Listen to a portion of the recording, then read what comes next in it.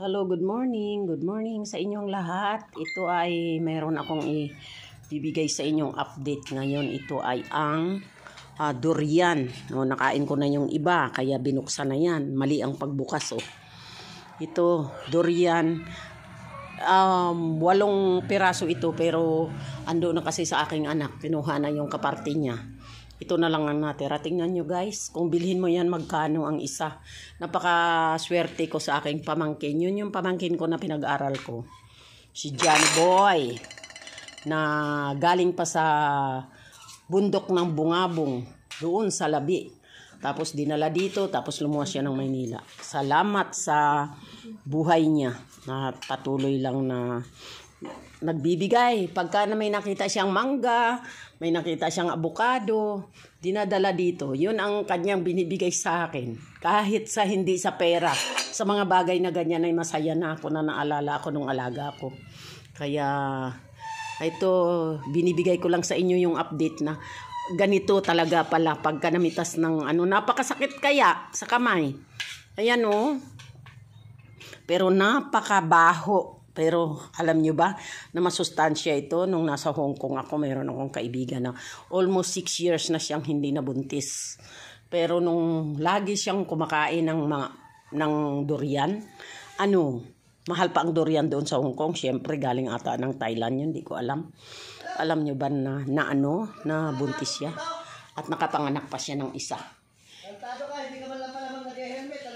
Kaya salamat sa lahat na nanonood ngayon. Tikman nyo ang durian at talagang maganda sa ating katawan. Kaya ito lang ang update niya. Tingnan nyo, sakit-sakit pag may kaaway ka siguro at pukpukin mo dito. Kaya pala sinasabi ng nanay ko na hindi pwede magtanim ng durian daw. Dahil pagka sa tabi ng bahay, bawal. At huhulihin ka niyan. Kasi pag namunga at mahulugan ka, mamamatay ka. Talagang totoo. Ito nga ito mga guys. Itong maliit na to. Diyos ko, tingnan mo. Itong pakasakit. Kaya hindi pa ako nakakain kagabi. Dahil nihintay ko pa yung anak ko magbukas. Takot na takot ako magbukas. Sakit-sakit sa kamay. Kaya yun lamang. At pag may time, kain-kain kayo ng durian. Ito ang pagkain na talagang maamoy na masarap. Alam nyo, ikwento ko pala sandali. Nung nasa Hong Kong ako, mayroon akong kaibigan na best friend ko rin noon. Na siya kong kasamang gumala. Tapos sabik na sabik akong kumain ng durian kasi syempre doon sa amin sa Mindanao lagi kaming kumakain ng ganito. Tapos alam nyo ba, pinababa kami ng driver kasi sabi na hutsaw, sabi nung inchik. Sabing ganyan sino daw yung mabaho? Di syempre dala namin durian. Buti ka mo yung Hong Kong kahit iwanan ka naman kahit saan, wala ka namang dapat pangangambahan dahil meron ka namang masakyan. Bumaba kami dahil may dala-dala kaming durian. Ang ginawa namin, may kutsilyo naman. May kami, may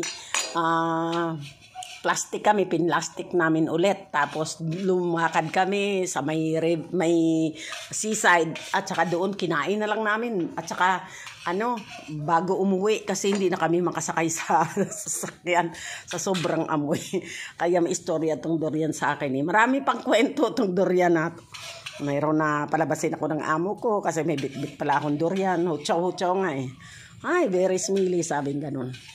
Kaya, yun lang. At pinakita ko lang sa inyo kung gaano katalim ang mga balahibo ng Hindi balahibo, yung kanyang balat.